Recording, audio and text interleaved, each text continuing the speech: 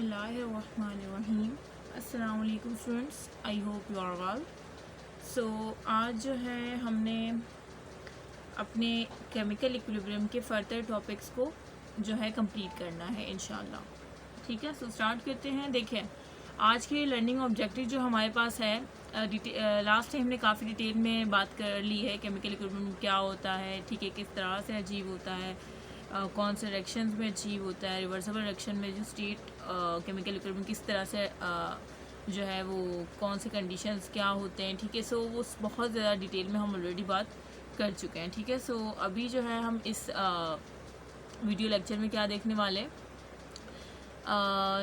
Equilibrium constant for some important reaction. ठीक है, ये भी हमने देख लिया था। ठीक है, लास्ट वीडियो में हमने ये भी देख लिया था, लेकिन इसको थोड़ा सा मुझे मज़ीद बताना था। ठीक है, और इसके बाद जो है एप्लीकेशन हम देखेंगे, और उसके बाद हम डायरेक्शन ऑफ रिएक्शन कि भाई एप्लीकेशन जो इक्विलिब्रियम कांस्टेंट है मीन केसी की क्या एप्लीकेशन है, वो डायरेक्शन ऑफ रिएक्शन, डायरेक्शन जो है रिएक्शन की किस तरह से बताता है, एक्सटेंट ऑफ रिएक्शन किस तरह से बताता है, ली चैटल प्रिंसिपल क्या होता है। ठीक है, और equilibrium constant expression for some important reactions देखेंगे। इससे सारे लर्निंग ऑब्जेक्टिव इंशाल्लाह आज हमने कवर करने हैं। ठीक है, सो सबसे पहले तो आ जाता है हमारे पास कि equilibrium constant expression for some important reaction. ठीक है, ये इक्विलिब्रियम कांस्टेंट किस तरह से निकालते हैं, क्या है, सब लास्ट वीडियो में बहुत डिटेल में मैंने बता दिया है। सो यहाँ पे हम एक रिएक्शन देखने जा रहे हैं, वो रिएक्शन है हमारे पास फॉर्मेशन ऑफ ईस्टर। ठीक है, जिसे एस्टरिफिकेशन रिएक्शन भी कहते हैं। और किस तरह से होता है, एसिटिक एसिड को लेते हैं और इथाइल अल्कोहल को जब हम रिएक्शन करवाते हैं, दोनों का रिएक्शन करवाते हैं तो हमारे पास क्या फॉर्म होता है, इथाइल ईस्टर फॉर्म होता है। ठीक है, और वाटर फॉर्म होता है। ठीक है, अच्छा, तो ये एस्टरिफिकेशन रिएक्शन है, जिसमें एस्टरिफिकेशन रिएक्शन क्यों कहते हैं, क्योंकि फॉर्मेशन ऑफ ईस्टर हो रहा है, इथाइल ईस्टर। ठीक है, या इथाइल एसीटेट भी कह सकते हैं इसको।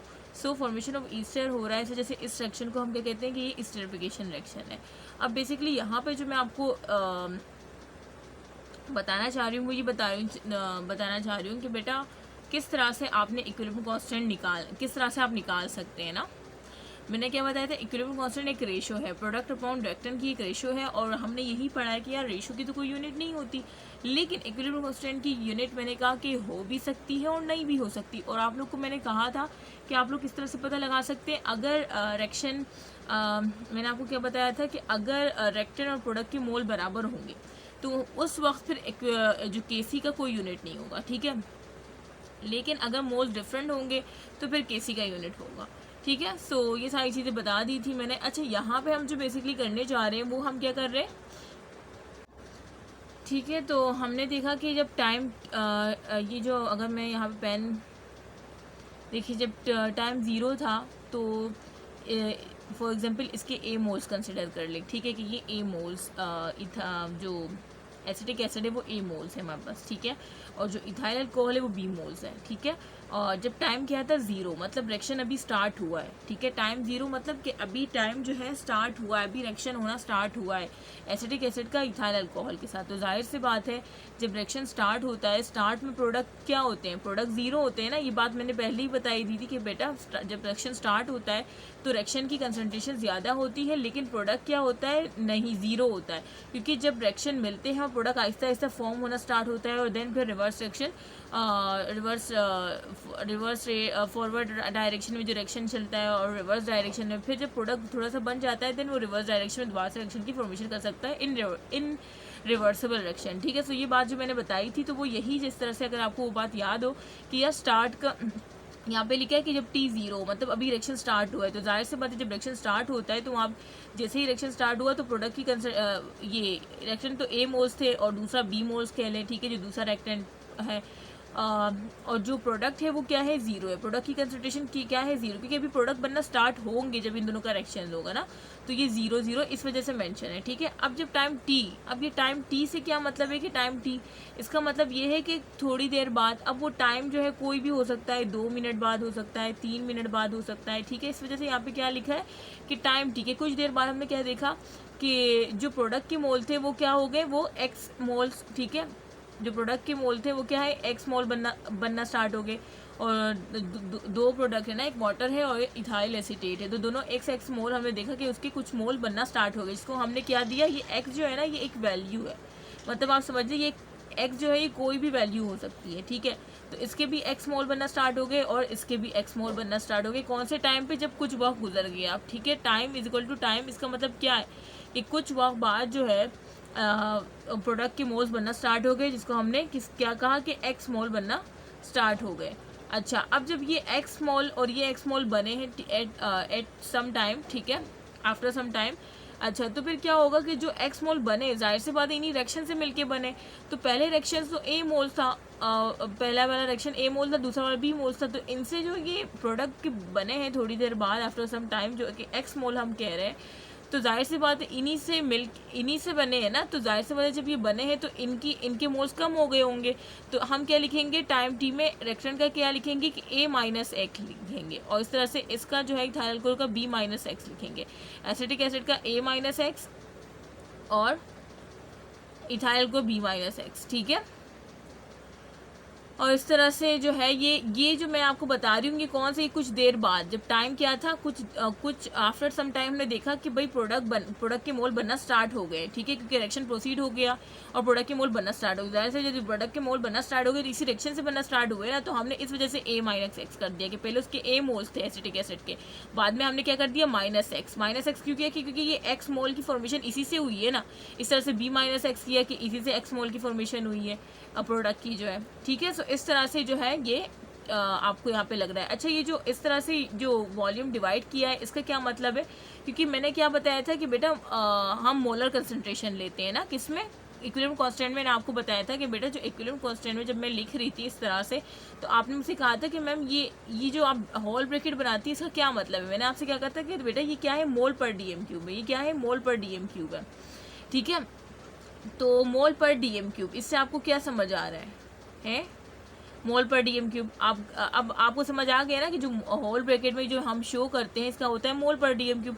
अब यहाँ पे तो मैंने मोल्स को बता दिया कि बेटा जब पहले टाइम जैसे ही रिएक्शन स्टार्ट हुआ तो रिएक्शन के कुछ मोल्स थे, लेकिन प्रोडक्ट के 0 मोल्स थे। कुछ देर बाद जो है प्रोडक्ट के मोल्स एक्स मोल बनना स्टार्ट हो गए, और वो ही एक्स मोल जो कि जाहिर से बात है रेक्टेंट कंपोनेंट से ही बने थे, तो हमने A minus x B minus X कर दिया कि भाई वो एक्स जो बना था ना वो इसमें से माइनस हुआ है। ठीक है, जो प्रोडक्ट के मोल्स बने वो इन्हीं से बने, इस वजह से A minus x B minus X यहाँ पे शो हो रहा है। ठीक है, अब ये आपने खुद देखा कि केसी में हम जो है होल ब्रैकेट में जो रेक्टेंट प्रोडक्ट को शो करते हैं वो मोलर कंसंट्रेशन होता है, और मोलर कंसंट्रेशन मैंने क्या बताया कि मोल पर डीएम क्यूब जिसे हम कहते हैं। ठीक है, अब मोल्स तो मैंने बता दिए, डीएम क्यूब का आप किस में शो करेंगे? डीएम क्यूब किसका यूनिट है? वॉल्यूम का यूनिट है। तो आपने क्या लिख दिया? अब आपको पता है कि डीएम क्यूब यूनिट जो है वॉल्यूम का है, तो अब मोल्स तो आपको पता चल गए कि यार ए माइनस एक्स, जब कुछ टाइम बाद जो है acetic acid A minus x हो गया तो इसके नीचे हम वॉल्यूम लगा देंगे। ठीक है, क्योंकि मोलर कंसंट्रेशन में हम केसी को शो कर केसी इक्विलिब्रियम कांस्टेंट में जो प्रोडक्ट और पाउंड रिएक्टेंट की जो रेशियो है ना वो मोलर कंसंट्रेशन में शो होती है। ठीक है, जो होल ब्रैकेट होता है ना इसका मतलब है मोलर कंसंट्रेशन, और मोलर कंसंट्रेशन का क्या मतलब है? मोल पर डीएम क्यूब। अब मोल्स तो हमें मैम दीना ने बता दी कि भाई ये एक्स मोल हुआ और ये minus x B minus x हो गया। अब हमें पता है कि केसी जो है वो मोलर कंसंट्रेशन की फॉर्म में शो होता है, mean mole per DM cube. तो हमने डीएम क्यूब क्योंकि वॉल्यूम का यूनिट है तो हमने A minus x upon V कर दिया, और इस तरह से हमने A minus x upon V और B minus x upon V, ethyl alcohol का फिर इथाइल एसिटेट का भी एक्स अपॉन वी और वाटर का भी एक्स अपॉन वी। ठीक है, इस तरह से ये जो एक्स डिवाइड बाय वी आपको शो हो रहा है ना ये वॉल्यूम है। ठीक है, और क्यों? जिस तरह से मैंने बताया कि मोल पर डीएम क्यूब होता है। ठीक है, अच्छा, उसके बाद सेम आपको जो पहले मैंने बताया था कि केसी किस तरह से होता है प्रोडक्ट की रेशियो अपॉन रिएक्टेंट की रेशियो। तो प्रोडक्ट क्या है? इथाइल एसिटेट आपने लिख दिया और वाटर लिख दिया, और रिएक्टेंट में एसिटिक एसिड और इथाइल अल्कोहल। ठीक है, अब आपने देखा कि क्या है इथाइल एसिटेट का आपने क्या निकाला है? जो मोलर रेशियो है वो क्या निकाली है? आपने देखा कि हाँ इथाइल रेशियो की हमने molar ratio x upon V निकाली है, वो आपने यहाँ पे पुट कर दी एक्स अपॉन वी। इस तरह से वाटर की भी आपने एक्स अपॉन वो भी यहाँ पे पुट कर दी। ठीक है, और इस तरह से फिर आपने अपॉन करके जो नीचे क्या है एसिटिक एसिड, उसका आपने देखा कि A minus X divide by volume है, तो वो आपने यहाँ लिख दिया इस तरह से। एसिटिक इथाइल अल्कोहल का आपने देखा बी माइनस एक्स, वो आपने इस तरह से लिख दिया। ठीक है, तो अब ये आपने लिख दिया। अब इसको सॉल्व करें फर्दर। अब सॉल्व किस तरह से होगा? अब देखिए वॉल्यूम ऊपर नीचे कट जाएगा। ठीक है, इस तरह से ऊपर वाटर का वॉल्यूम और इथाइल अल्कोहल का वॉल्यूम कट जाएगा, जिस तरह से एसिटिक एसिड और इथाइल एसिड का कटा है। तो अब ये देखें ये वॉल्यूम तो कट गया आपस में, वॉल्यूम खत्म हो गया। ठीक है, वॉल्यूम ख़त्म हो गया। अब ये 2x है, तो 2x है तो हम इसको क्या लिख सकते हैं, एक्स स्क्वायर लिख सकते हैं। देखें एक्स स्क्वायर लिख दिया, ठीक है। इस तरह से a minus x B minus X same आ गया, ठीक है, क्योंकि वॉल्यूम तो आपस में कट गए। तो हमारे पास जो है केसी का जो एक्सप्रेशन आया है, केसी का जो एक्सप्रेशन आया है इस फ्रैक्शन के लिए, वो क्या आया है, वो हमारे पास ये आया है, X square upon A minus X whole bracket B minus X whole bracket, ठीक है। ये आपके पास केसी का एक्सप्रेशन आया है जो कि फॉर्मेशन ऑफ ईस्टर वाले रिएक्शन का एक्सप्रेशन है, ठीक है। तो इस तरह से भी वो आपसे पूछ सकते हैं। अच्छा, मैं अभी आपको एक ट्रिक बताने वाली हूँ, वो ट्रिक आप जल्दी से अपने पास नोट कर लें। आप लोगों ने ये नोट करना है कि जब भी, जिस तरह से मैंने पहले बताया था कि जब भी रिएक्शन में रेक्टेंट और प्रोडक्ट के मोल बराबर होंगे, ठीक है, रेक्टेंट और प्रोडक्ट के मोल बराबर होंगे, तब केसी का कोई यूनिट नहीं होगा, ठीक है। मैंने ऊपर यूनिट का बताया था। अब यहाँ पे मैं एक्सप्रेशन का आपको जो बताने जा रही हूँ, एक्सप्रेशन में आपने ये याद रखना है कि अब आपने कहा कि मैम यहाँ पे भी अगर हम देखें जिस तरह से आपने हमें पहले समझाया था, तो देखिए यहाँ पे कुछ नहीं है तो 1 है, कुछ नहीं है तो 1 है, तो 1 1 क्या हो गए, 2 मोल्स हो गए। इस तरह से कुछ नहीं है तो 1 है 1 तो 2 मोल्स। इसका मतलब यहाँ पे भी जो है 2 मोल्स, यहाँ पे भी मोल्स बराबर है, ठीक है। तो इसका मतलब अब मैंने आपको पहले यूनिट का बताया था कि जब भी मोल्स बराबर होंगे, रेक्टेंट साइड के और प्रोडक्ट साइड के जब मोल्स बराबर होंगे, फॉर एग्जांपल 2 2 होंगे, तो वहाँ पे केसी का क्या होगा, कोई यूनिट नहीं होगा। यही बताया था ना कि नो यूनिट, वहाँ पे केसी का कोई यूनिट नहीं होगा। इस तरह से मैं आपको भी एक्सप्रेशन का बता रही हूँ, जिससे इस रिएक्शन में आपने देखा कि यार मोल्स बराबर है ना, जो रिएक्शन शो कर रहा है। तो आपने एक्सप्रेशन में याद रखना है कि जब भी आपसे इक्विलिब्रियम कांस्टेंट की एक्सप्रेशन पूछी जाए, तो वहाँ पे अगर मोल्स रेक्टेंट और प्रोडक्ट के क्या होंगे, अगर रेक्टेंट और प्रोडक्ट के देखें 2 मोल्स सेम, अगर प्रोडक्ट के मोल्स बराबर है, रेक्टेंट और प्रोडक्ट के मोल्स बराबर है, तो वहाँ पे जो केसी है ना वो इंडिपेंडेंट ऑफ वॉल्यूम होगा, मीन वो वॉल्यूम पे डिपेंड नहीं करेगा। अगर क्या हो, अगर रेक्टेंट और प्रोडक्ट के मोल्स इक्वल हो, तो then KC is independent the volume, ठीक है, the mixture of volume, then Kc is independent the mixture, जो mixture of volume है ना उस पर इंडिपेंडेंट होगा, ठीक है। और ये आपको ये प्रूफ जो अभी आपने खुद सॉल्व किया, इसमें आपने देखा कि यार ये तो मैम दीना जिस तरह से बताया कि 1 मोल तो ये 2 मोल्स हो गए, 1 मोल 2 मोल्स, तो इसका मतलब यहाँ पे भी रेक्टेंट और प्रोडक्ट के क्या है, रेक्टेंट और प्रोडक्ट के मोल्स बराबर है। तो यहाँ पे मतलब जिस तरह से मैम दीना ने कहा कि जब रेक्टेंट और प्रोडक्ट के मोल्स बराबर होंगे, तो वहाँ पे Kc independent of mixture of volume होगा। तो खुद देखिए, अभी आपने खुद एक्सप्रेशन निकाला है, ये इस बात का सबूत है। इसमें वॉल्यूम कहीं नजर आ रहा है, नहीं वॉल्यूम कहीं नजर, इसका मतलब 100% मैम दीना की बात बिल्कुल करेक्ट थी कि जब भी आपको इक्विलिब्रियम कांस्टेंट का एक्सप्रेशन लिखने को आए और आपको ऑप्शन दिए जाए, तो आप मतलब सॉल्व तो करेंगे, लेकिन आप इस तरह से भी आइडिया लगा सकते हैं कि यार रेक्टेंट और प्रोडक्ट के अगर मोल्स बराबर है, तो आपने वो वाला ऑप्शन चूज करना है जिसमें कोई वॉल्यूम शो ना हो। जिस तरह से आप देख रहे हैं कि आपने जिस तरह से ये निकाला है, इसमें कोई वॉल्यूम शो नहीं हुआ है, क्योंकि यहाँ पे केसी क्या है, independent of mixture of volume है। क्यों? क्योंकि यहाँ पे रेक्टेंट और प्रोडक्ट के मोल्स क्या है, इक्वल है, ठीक है। ये बात अब मैं उम्मीद करती हूँ कि आपने लिख ली होगी, ठीक है। अब मैं नेक्स्ट वाली एग्जाम्पल बताती हूँ। अब आपने फॉरन यहाँ पे आपने पूछा, आप कह रहे हैं कि यार केसी का एक्सप्रेशन लिख दो। अब आपने लिखने से पहले आपने कहा कि यार मैम दीना ने बताया था कि जो अगर रेक्टेंट प्रोडक्ट के मोल्स इक्वल होंगे, तो वहाँ पे केसी जो है independent of mixture of volume होगा, लेकिन अगर इक्वल नहीं होंगे तो फिर केसी डिपेंड करेगा वॉल्यूम पे ना। यही मैंने बताया था, जल्दी से साइड पे नोट कर ले अपने नोटबुक में।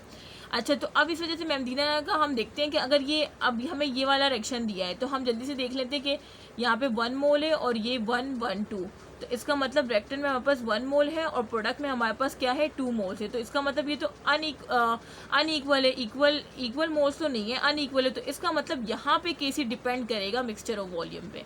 यहाँ पे क्या होगा, केसी डिपेंड करेगा मिक्सचर ऑफ वॉल्यूम पे, क्योंकि यहाँ पे रेक्टेंट और प्रोडक्ट के मोल्स अनइक्वल है, ठीक है। तो फिर आपने एक्सप्रेशन, जिस तरह से मैंने पहले आपको किस तरह से आप केसी का एक्सप्रेशन, कोई भी रिएक्शन अगर आपको दे दिया जाए, तो आप किस तरह से केसी इक्विलिब्रियम कांस्टेंट का एक्सप्रेशन निकाल सकते हैं। एक तो मैंने आपको ट्रिक बता दिया कि यार अगर रेक्टेंट प्रोडक्ट के मोल्स बराबर होंगे, तो वहाँ पे केसी इंडिपेंडेंट ऑफ वॉल्यूम होगा, लेकिन अगर अनइक्वल होंगे, इक्वल नहीं होंगे, अगर इक्वल होंगे तो Kc independent of mixture of volume होगा, जिस तरह पहले आपने इस रिएक्शन एक्शन में देखा। और जिस तरह से अब ये डेरिवेशन देख रहे हैं PCl5 की, ठीक है, फॉस्फोरस पेंटाक्लोराइड की, ठीक है। तो इसमें आपने देखा कि यार यहाँ पे जो हम मोल्स है ना वो अनइक्वल है। जब मोल्स अनइक्वल है रेक्टेंट एंड प्रोडक्ट के, तो वहाँ पे क्या होगा, केसी डिपेंडेंट होगा किसके, वॉल्यूम के। और ये अभी आप जब एक्सप्रेशन निकालेंगे, ये एक्सप्रेशन आप निकालेंगे किस तरह से निकालेंगे, ये आपका होमवर्क है। जिस तरह से मैंने स्टेरिफिकेशन रिएक्शन का निकाल के दिखाया, इस तरह से आप ये भी निकाल के जल्दी से मुझे बताएं। चले मैं करवा देती हूँ। देखिए सेम आपने सबसे पहले क्या करना है, आपको ये रिएक्शन दिया, ठीक है, आपने सबसे पहले लिखना है कि यार पहले तो हम देखेंगे कि टाइम जब जीरो था, मतलब जैसे रिएक्शन स्टार्ट हुआ तो फिर क्या था। तो आपने देखा जब टाइम जीरो था तो जाहिर सी बात है ये एक रिएक्टेंट तो ए मोल्स, जिस तरह से आपने उसको ए मोल्स और बी मोल्स दिए थे, क्योंकि यहाँ पे दो रिएक्टेंट कंपोनेंट थे, यहाँ पे एक है, ठीक है, तो इसको ए मोल्स ले लिया आपने। इस तरह से प्रोडक्ट, जाहिर सी बात है जब टाइम जीरो होगा तो वहाँ पे मैंने बताया था जब रिएक्शन जैसे स्टार्ट होगा तो रिएक्टेंट तो कंसंट्रेशन ज़्यादा होगी, लेकिन प्रोडक्ट क्या होगा, जीरो होगा, ठीक है। जब टाइम जिस तरह से आपने रिएक्शन स्टार्ट की, थोड़ी देर बाद क्या होगा कि प्रोडक्ट की मोल्स बनना स्टार्ट हो जाएंगे। अब यहाँ पे टाइम जीरो पे आपने शो किया कि यार प्रोडक्ट जीरो है, प्रोडक्ट के मोल अभी जीरो है, ठीक है। अब जब थोड़ी देर बाद T is equal to T का क्या मतलब है कि भाई थोड़ी देर बाद आफ्टर सम टाइम क्या देखा आपने कि प्रोडक्ट के मोल्स बनना स्टार्ट हो गए। इसको आपने एक्स मोल से शो कर दिया और क्लोराइड को भी आपने एक्स मोल से शो कर दिया, ठीक है, क्लोराइड मॉलिक्यूल को भी।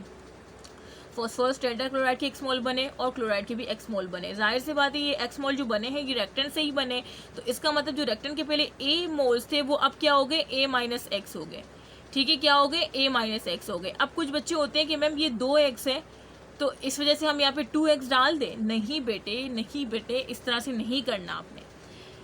यहाँ पे आप लोग ये याद रखें कि अगर यहाँ पे 1 है तो यहाँ पे x ही आएगा, ये कुछ नहीं है यहाँ पे तो क्या है, 1 है ना, यहाँ पे कुछ नहीं है तो 1 है, ठीक है। तो ये बात आप इनने याद रखनी है, जो यहाँ पे कोफिशिएंट होगा ना उसके लिहाज से आपने x लगाना है, ठीक है। तो अब यहाँ पे कोफिशिएंट 1 है तो आपने इस वजह से a माइनस एक्स किया, ठीक है।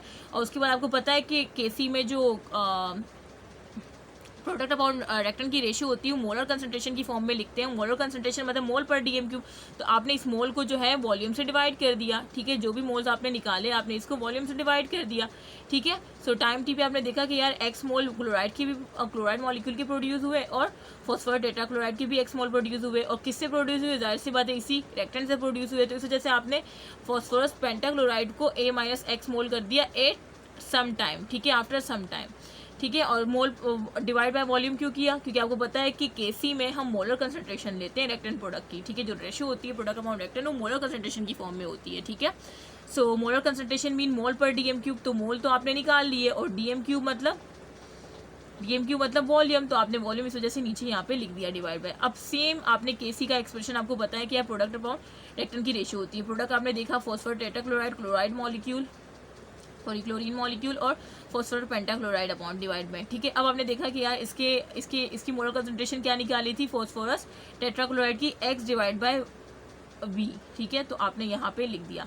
इस तरह से क्लोरीन मॉलिक्यूल की जो मोलर कंसंट्रेशन निकाली थी वो क्या थी, x डिवाइड बाय v आपने लिख दिया, ठीक है। और डिवाइड बाय जो रिएक्टेंट का था वो क्या है, a minus x upon v, तो आपने नीचे लिख दिया, ठीक है। अब इसको सॉल्व करें। अब आप सॉल्व किस तरह से करेंगे, एक v तो एक v से कैंसिल हो गया, ठीक है। ये जो फॉस्फोरस ट्राइक्लोराइड था और उसका वॉल्यूम जो है वो नीचे वाले फॉस्फोरस पेंटाक्लोराइड से कैंसिल हो गया, तो अब ये 2x से तो x स्क्वायर आ गया, ठीक है, और ये वाला वॉल्यूम बच गया। अब ये वॉल्यूम डिवाइड में है ना, तो इस वजह से ये नीचे लिख लिया हमने, ठीक है, इस वजह से यहाँ पे ये नीचे लिखा है और ये minus x as it is आया, ठीक है। तो अब आपको पता चल गया कि हाँ अब ये वाली रेशियो हमने एज इट इज़ यहाँ पे लिख दी कि हाँ अब इस रिएक्शन से पता चल रहा है कि केसी डिपेंड कर रहा है किस पे, वॉल्यूम पे। ये इस बात का सबूत है कि हाँ के मैम दीना ने बिल्कुल सही कहा था कि जब भी अनइक्वल होंगे मोल रिएक्टेंट और प्रोडक्ट के तब केसी जो है वो क्या करेगा, वो डिपेंड करेगा वॉल्यूम पे, और ये इस एक्सप्रेशन में शो हो रहा है। 100% मैम दीना की बात सही है, ठीक है। सो आई होप कि आप लोग समझ गए होंगे। जो स्टूडेंट को परेशानी होती है केसी एक्सप्रेशन को निकालने में, वो स्टूडेंट क्या करते हैं, वो करते हैं कि जैसे कि ये डेरिवेशन ऑफ ये रिएक्शन है, तो इसमें आपने देखा कि एक्स मोल फॉस्फोरस ट्राइक्लोराइड और क्लोरीन मॉलिक्यूल के एक्स मोल, दोनों के एक्स मोल, तो वो कुछ बच्चे क्या कर देते हैं यहाँ पे a माइनस 2x कर देते हैं। वो समझते हैं कि यार 2x है तो a माइनस 2x, तो बेटा ये बिल्कुल गलत है, इस तरह से कभी नहीं करना। अगर मैं आपको ट्रिक बताऊं कि ये आपने किस तरह से फिर करना है, क्योंकि कुछ बच्चे परेशान हो जाते हैं कि मैम 2x है तो a माइनस 2x होना चाहिए, नहीं बेटे। इसके लिए आपने क्या करना है कि आपने कुछ भी नहीं करना कि जो रिएक्टेंट है ना उसका कोफिशिएंट देख लेना है। यहाँ पे कुछ भी नहीं है तो क्या है, 1 है, तो इसका मतलब सिर्फ a माइनस एक्स ही होना है, ठीक है। बाकी तो आपको पता है कि किस तरह से एक्सप्रेशन निकालना है, मैंने बहुत अच्छे तरीके से आपको बताया।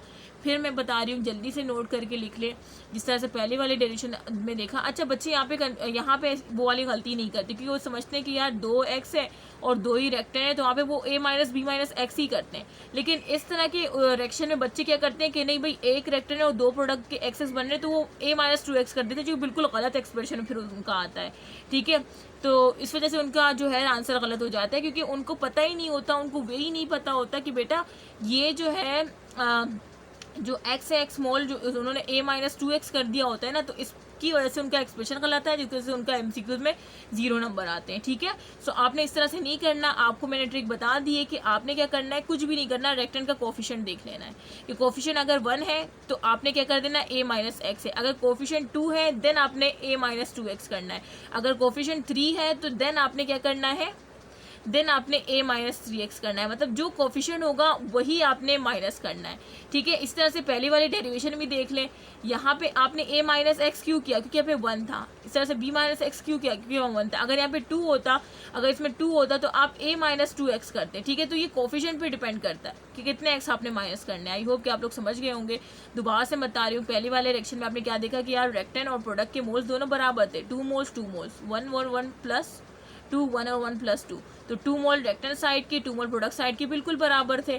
ठीक है, तो जब मैमदीना ने कहा कि जब रेक्टन और प्रोडक्ट के मोल्स बराबर होंगे, ठीक है, तो वहाँ पे केसी क्या होगा, केसी इंडिपेंडेंट ऑफ वॉल्यूम होगा, इंडिपेंडेंट ऑफ वॉल्यूम होगा। और ये इस एक्सप्रेशन से शो हो रहा है, खुद आपके पास प्रूफ आ गए। जब आपने एक्सप्रेशन ड्राइव किया तो आपने इसमें देखा कि हाँ मैमदीना ने बिल्कुल सही कहा था। यहाँ पे देखिए कोई वॉल्यूम नहीं है।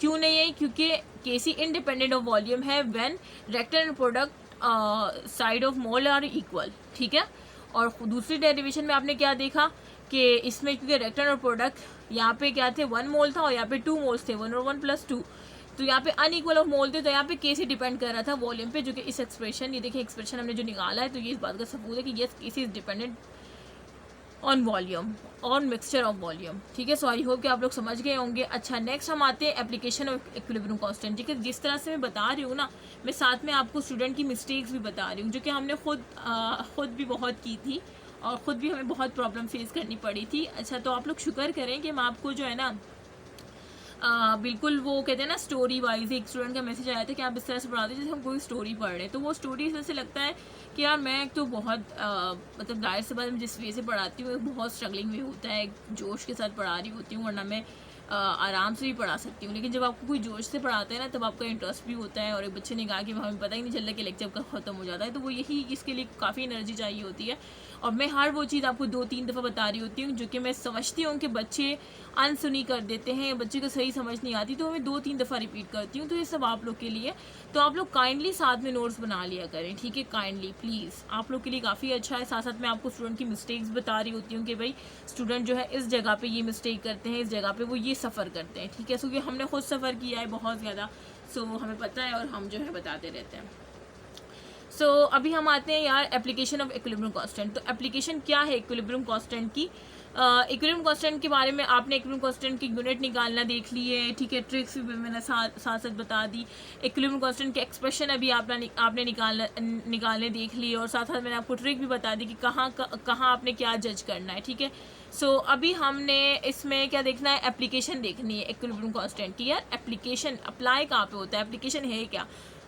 तो equilibrium constant for a chemical reaction can be used to predict. अब ये जो इक्विलिब्रियम कांस्टेंट के बारे में आपने इतनी कहानी पढ़ी, ये बेसिकली इसकी एप्लीकेशन है क्या? ये क्या करता है, ये हमें प्रेडिक्ट करके देता है क्या? डायरेक्शन ऑफ रिएक्शन, कि जो रिएक्शन है, कौन सा रिएक्शन, रिवर्सिबल रिएक्शन की बात की जा रही है ना, जाहिर सी बात है केसी रिवर्सिबल रिएक्शन में ही आता है। ठीक है, कोई बिल्कुल वो नहीं कर दीजिएगा। कुछ बच्चे इतने पागल हुए होते हैं कि उनको पता ही नहीं होता कुछ, और गलत MCQ टिक करके आ जाते हैं।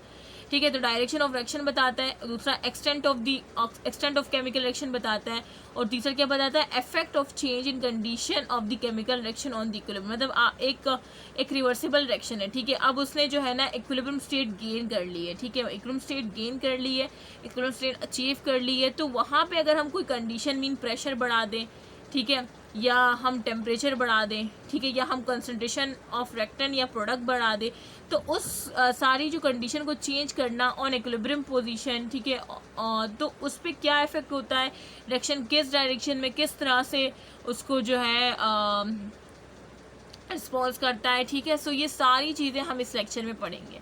तो सबसे पहले मैं आपको पढ़ाती हूँ कि direction of the reaction. So direction of reaction किस तरह से जो है इक्विलिब्रियम कांस्टेंट हमें बताता है, किस तरह से प्रिडिक्ट करता है कि डायरेक्शन ऑफ रिएक्शन क्या होगी। तो बेटा डायरेक्शन ऑफ रिएक्शन में क्या होता है, रिएक्शन कोशेंट होता है, ठीक है, जो कि यूज़ होता है किसके लिए, डायरेक्शन के भाई रिएक्शन की डायरेक्शन किस तरह से जो है reaction quotient can be use, ठीक है, to know in which direction of reaction will move to achieve equilibrium constant. मतलब जो रिएक्शन कोशेंट होता है ना, ये बेसिकली रिएक्शन कोशेंट को हम क्यू से शो करते हैं, और ये बेसिकली जो है रिएक्शन की क्या बता रहा होता है कि भाई रिएक्शन कौन सी डायरेक्शन में जो है वो मूव करेगा टू अचीव या टू अटेन इक्विलिब्रियम स्टेट, ठीक है। सो रिएक्शन कोशेंट होता क्या है, reaction quotient the ratio of contribution of product upon reactant. Same जो है रिएक्शन कोशेंट क्या होता है कि जो प्रोडक्ट की रेशियो है, ठीक है, product ratio upon reactant ratio, ठीक है, ये हमारे पास क्या है, reaction quotient. The ratio of contribution of product upon reactant at any particular time, कोई भी पार्टिकुलर टाइम हो सकता है, ठीक है, उसको हम रिएक्शन कोशेंट कहते हैं। तो रिएक्शन कोशेंट क्या है, product ratio upon reactant ratio, ठीक है। So product upon reactant ratio है, ठीक है, product upon reactant ratio is reaction quotient. और रिएक्शन कोशेंट होता किस लिए, रिएक्शन कोशेंट हमें बताता है कि बेटा डायरेक्शन, जो रिएक्शन की डायरेक्शन है वो किस तरफ है टू अटेन इक्विलिब्रियम स्टेट। जैसे कि ये रिएक्शन है हमारे पास ए बी, और ये जो है ठीक है।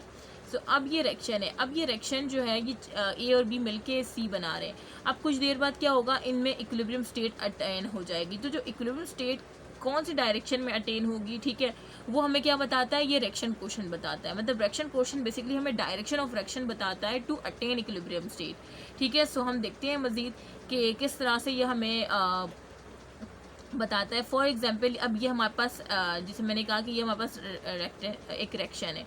अब इसके लिए हमने रिएक्शन कोशेंट निकाला, ठीक है, प्रोडक्ट अपॉन रिएक्टेंट की रेशियो ली, ठीक है। और हमारे पास अगर रिएक्शन कोशेंट, अगर ये क्यू की वैल्यू कब इक्वल देन केसी होगी, ठीक है, तब क्या होगा, और कब जो है ग्रेटर देन केसी होगी, कब लेस देन केसी होगी, तो ये सब फिर हमें बताएगी कि यार डायरेक्शन ऑफ रिएक्शन किस तरह से। अगर मैं आपको बताऊं, देखिए द वैल्यू ऑफ क्यू, जो क्यू मतलब रिएक्शन कोशेंट, ठीक है, to one of the following possibilities, ठीक है, किस तरह से, मतलब अगर रिएक्शन कोशेंट की वैल्यू लेस देन केसी होगी तो फिर क्या होगा कि this indicate that more product are needed to gain equilibrium. मतलब इसका मतलब ये होगा कि आपको बहुत ज़्यादा प्रोडक्ट की नीड है इक्विलिब्रियम स्टेट को अचीव करने के लिए, ठीक है। जैसे कि अगर मैं आपको बताऊं, जैसे कि ये हमारे पास एक रिएक्शन है, जिस तरह से मैंने पहले बताया ना।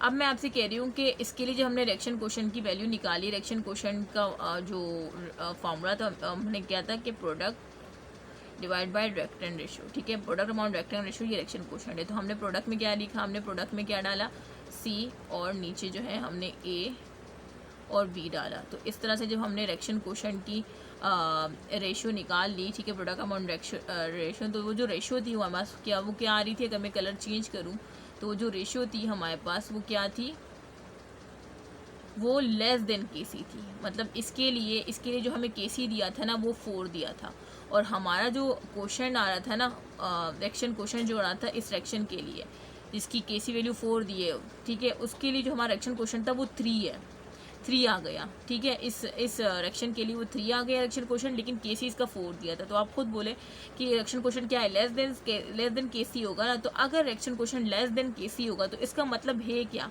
इससे आप क्या समझ रहे हैं, इसका मतलब ये है कि आपको ये जो क्वेश्चन लेस देन केसी होता है, ये इंडिकेट करता है कि आपको बहुत ज़्यादा प्रोडक्ट की नीड है टू गेन इक्विलिब्रियम स्टेट, ठीक है। इस वजह से सिस्टम क्या करेगा, शिफ्ट करेगा राइट साइड पे, ठीक है। मतलब ये जो आपको बहुत ज़्यादा अगर प्रोडक्ट की नीड है, ठीक है, प्रोडक्ट क्या है, सी है, तो आपका सिस्टम जो है, आपका जो रिएक्शन है वो कौन से साइड पे मूव करेगा, जाहिर सी बात है फॉरवर्ड साइड पे जाएगा, ताकि ज़्यादा से ज़्यादा प्रोडक्ट बने, ठीक है। तो आपको बहुत ज़्यादा प्रोडक्ट की नीड है टू अटेन इक्विलिब्रियम स्टेट। इसका मतलब ये है, अगर रिएक्शन क्वेश्चन की वैल्यू लेस देन आती है केसी से, तो इसका मतलब क्या है, आप खुद सोचिए, रिएक्शन क्वेश्चन क्या होता है, प्रोडक्ट अपॉन रिएक्टेंट होता है ना, प्रोडक्ट अपॉन रिएक्टेंट होता है। तो अगर रिएक्शन क्वेश्चन की वैल्यू लेस देन है, ठीक है, लेस देन क्या है, लेस देन केसी है, तो आप खुद सोचिए जब वो लेस देन केसी होगी तो प्रोडक्ट की कंसंट्रेशन भी कम होगी, ठीक है। तो प्रोडक्ट को बढ़ाने के लिए अब सॉरी, अब प्रोडक्ट की कंसंट्रेशन भी लेस होगी, तो इक्विलिब्रियम स्टेट को अटेन करने के लिए, अब इसका मतलब, इस एक्सप्रेशन का क्या मतलब है, अगर केसी इस, जैसे कि इस रिएक्शन के लिए मैंने जिस तरह से आपको रिएक्शन बताया, अगर उसमें केस कोई भी रिएक्शन है उसको केसी की वैल्यू 4 दी है और आपका रिएक्शन क्वेश्चन जब आपने निकाला, ठीक है, प्रोडक्ट अपॉन रिएक्टेंट की रेशियो ली, आपका रिएक्शन क्वेश्चन जो है क्या आया, 3 आया, ठीक है, तो इसका मतलब 3 लेस देन है 4 से, तो इसका मतलब क्या है कि इक्विलिब्रियम स्टेट कौन सी डायरेक्शन में अटेन होगा। इसका मतलब ये है कि अगर रिएक्शन क्वेश्चन लेस देन केसी है तो इसका मतलब रिएक्शन क्वेश्चन कम है, तो प्रोडक्ट की कंसंट्रेशन भी कम है, तो अब प्रोडक्ट की कंसंट्रेशन को बढ़ाने के लिए आपको रिएक्शन जो है रिवर्सिबल रिएक्शन, वो कौन सी डायरेक्शन में जाना चाहिए, जाहिर सी बात है फॉरवर्ड डायरेक्शन में ही जाएगा ना, क्या जाएगा, फॉरवर्ड डायरेक्शन में ही जाएगा, ये आपका प्रोडक्ट है, तो आपको इसका मतलब इक्विलिब्रियम स्टेट, इस रिएक्शन के लिए इक्विलिब्रियम स्टेट अटेन करने के लिए आपको प्रोडक्ट ज़्यादा चाहिए, और प्रोडक्ट ज़्यादा किस तरह से मिलेगा, प्रोडक्ट ज़्यादा आपको, जब ये रिएक्शन जो है फॉरवर्ड डायरेक्शन में जाएगा तो तभी ज़्यादा प्रोडक्ट की फॉर्मेशन होगी, और जब ज़्यादा प्रोडक्ट आएगा तो रिएक्शन क्वेश्चन की वैल्यू भी ज़्यादा होगी, ठीक है, और जब रिएक्शन क्वेश्चन की वैल्यू ज़्यादा हो जाएगी केसी से, देन जो है आपका इक्विलिब्रियम जो है अटेन हो जाएगा इस रिएक्शन के लिए, ठीक है। सो आई होप कि आप लोग समझ रहे हो। तो इसमें यही है कि रिएक्शन क्वेश्चन अगर लेस देन केसी आया, ठीक है, कोई भी रिएक्शन अगर उसके लिए केसी 4 है और रिएक्शन क्वेश्चन आपका 3 आ गया, तो इसका मतलब आप क्या कहेंगे कि भाई हमारा जो रिएक्शन क्वेश्चन है वो लेस देन केसी है, तो इसका मतलब कि आपको बहुत ज़्यादा प्रोडक्ट की नीड है, ठीक है, बहुत ज़्यादा प्रोडक्ट की नीड है, किसके लिए, इक्विलिब्रियम स्टेट को अटेन करने के लिए। और वो आपको किस तरह से पता कि आपको बहुत ज़्यादा प्रोडक्ट की नीड है, क्योंकि आपने खुद देखा कि रिएक्शन क्वेश्चन की वैल्यू, रिएक्शन क्वेश्चन की जो रेशियो है वो प्रोडक्ट अपॉन रिएक्टेंट है, मतलब रिएक्शन क्वेश्चन का जो रिलेशन है वो प्रोडक्ट से डायरेक्ट है, ठीक है, तो अगर रिएक्शन क्वेश्चन की वैल्यू कम है तो इसका मतलब प्रोडक्ट भी कम है, ठीक है, तो इसको ज़्यादा करने के लिए, रिएक्शन क्वेश्चन की वैल्यू को ज़्यादा करने के लिए आपने क्या चाहिए होगा, प्रोडक्ट भी ज़्यादा चाहिए होगा, जब भी रिएक्शन क्वेश्चन की वैल्यू ज़्यादा होगी और तभी आपका इक्विलिब्रियम स्टेट अचीव हो पाएगा। अब प्रोडक्ट की वैल्यू किस तरह से आप ज़्यादा कर सकेंगे, जब आपका जो रिएक्शन है वो फॉरवर्ड डायरेक्शन में जाएगा, जब रिएक्शन क्या होगा, फॉरवर्ड डायरेक्शन में जाएगा, ठीक है, ए और बी जो है वो मिल के फॉरवर्ड डायरेक्शन में फॉरवर्ड डायरेक्शन में जाएंगे और ज़्यादा से ज़्यादा प्रोडक्ट की फॉर्मेशन मीन सी की फॉर्मेशन करेंगे, ठीक है, सी कोई भी हो सकता है, कोई भी प्रोडक्ट हो सकता है, ठीक है। सो आई होप कि आप लोग समझ गए होंगे। तो वही लिखा है कि rate of forward direction is greater than reverse, तो इसमें क्या होगा कि रेट ऑफ फॉरवर्ड डायरेक्शन ज़्यादा हो जाएगा, क्योंकि रिवर्सिबल में क्या होता है, फॉरवर्ड डायरेक्शन भी हो रहा था, फॉरवर्ड डायरेक्शन भी हो रहा होता है, और ये फॉरवर्ड डायरेक्शन भी हो रहा होता है और रिवर्स डायरेक्शन भी हो रहा होता है। लेकिन जब केसी लेस देन केसी होता है तो हमने खुद देखा कि जब क्वेश्चन डायरेक्शन क्वेश्चन की वैल्यू कम होगी, मीन प्रोडक्ट की वैल्यू कम है, तो प्रोडक्ट की वैल्यू को ज़्यादा करने के लिए, इक्विलिब्रियम स्टेट को अटेंड करने के लिए प्रोडक्ट की वैल्यू ज़्यादा चाहिए। जब प्रोडक्ट की वैल्यू ज़्यादा चाहिए तो इसका मतलब डायरेक्शन जो है वो कौन सी डायरेक्शन में ज़्यादा जो है वो उसका रेट ज़्यादा होगा। तो रेट ऑफ फॉरवर्ड डायरेक्शन इस वजह से कह रहे हैं कि रेट ऑफ फॉरवर्ड डायरेक्शन जो है वो ज़्यादा होगी बनिस्बत किसके, रेट ऑफ रिवर्स डायरेक्शन की, क्योंकि जब रेट ऑफ फॉरवर्ड डायरेक्शन ज़्यादा होगी तभी तो प्रोडक्ट की कंसंट्रेशन ज़्यादा हो पाएगी, तभी क्वेश्चन की वैल्यू ज़्यादा हो पाएगी, तभी तो आपका जो है ये दोनों फिर इक्वल होगा और फिर इक्विलिब्रियम स्टेट अचीव होगी, ठीक है। इसी तरह से आप लोग देख लें, जब आपने दूसरा डायरेक्शन देखा, ठीक है, सेम आपने ये मैं जो ए बी लिख रही हूँ ना, ये कोई भी रेक्टेंट हो सकता है, कोई भी प्रोडक्ट हो सकता है। अब ये आपको डायरेक्शन दिया है, अब इसमें आपको केसी की वैल्यू 4 दी है, ठीक है, इसकी बात कर रही हूँ मैं।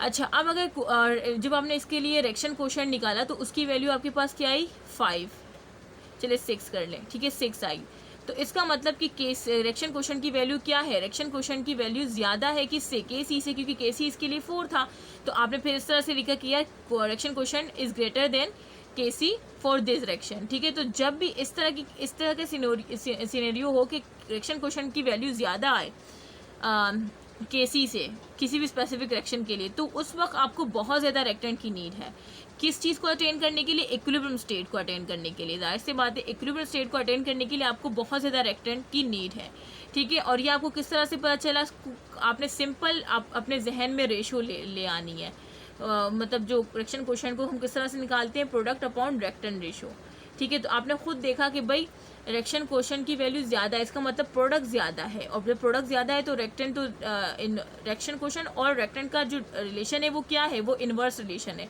तो अगर रिएक्शन क्वोशिएंट की वैल्यू ज़्यादा है तो इसका मतलब रिएक्टेंट कम है, तो रिएक्टेंट कम है, ठीक है। अब रिएक्टेंट कम है तो आपने रिएक्टेंट को ज़्यादा करना है, ठीक है। तो इसका मतलब कि अगर रिएक्शन क्वोशिएंट की वैल्यू ज़्यादा आ रही है केसी से किसी भी स्पेसिफिक रिएक्शन के लिए, तो वहाँ पर रिएक्टेंट आपको बहुत ज़्यादा चाहिए टू अटेन इक्विलिब्रियम, और रिएक्टेंट ज़्यादा चाहिए तो इसका मतलब आपका जो रिएक्शन है ये कौन सी डायरेक्शन में प्रोसीड करेगा, ठीक है, आपको रिएक्टेंट ज़्यादा चाहिए, ठीक है। रिएक्टेंट जब आपको ज़्यादा करने हैं, जब रिएक्शन क्वोशेंट की वैल्यू ग्रेटर देन केसी होगी, तो आपको इसका मतलब ये कि रिएक्टेंट की क्वांटिटी ज़्यादा चाहिए टू अटेन इक्विलिब्रियम। तो आपका जो ये रिएक्शन है कौन से डायरेक्शन में जाएगा, ठीक है, ज़्यादा जाएगा रिवर्स डायरेक्शन में। फॉरवर्ड और रिवर्स दोनों जाएंगे, लेकिन reverse rate of reverse reaction is greater then forward reaction. क्यों? क्योंकि आपको रिएक्टेंट की मिकदार ज़्यादा करनी है टू अटेन इक्विलिब्रियम। जिस तरह से आपने पहले देखा था कि जब रिएक्शन क्वोशेंट लेस देन केसी था तो वहाँ पे फॉरवर्ड रिएक्शन ज़्यादा जा रहा था, then reverse rate of forward reaction is greater than reverse reaction, क्योंकि वहाँ पे रिएक्शन क्वोशेंट की वैल्यू कम थी केसी से। और जब रिएक्शन क्वोशेंट की वैल्यू ज़्यादा हो गई केसी से, तो यहाँ पे क्या हुआ, रिवर्स हो गया, रेट ऑफ रिवर्स रिएक्शन ज़्यादा होगा किससे,